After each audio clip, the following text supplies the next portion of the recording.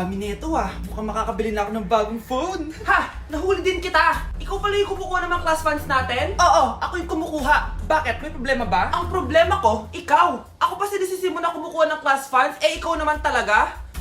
Isusumbong kita kay ma'am. Wala ka namang ebidensya. Ikaw ang isusumbong ko dahil naniniwala naman sa akin si ma'am. Umanda ka sa akin, Samantha. Wow, may bagong phone si Samantha. Sana all. Bigay ito ng parents ko, guys. Class! Sino naman kumuha sa class funds? Si Scarlett po yung kumuha, ma'am. Pagsabihan nyo nga yan. Ako na naman? Nagpapatawa ka ata, Samantha. Talaga ba, Samantha? Kitang-kita ko na kumuha ka dito.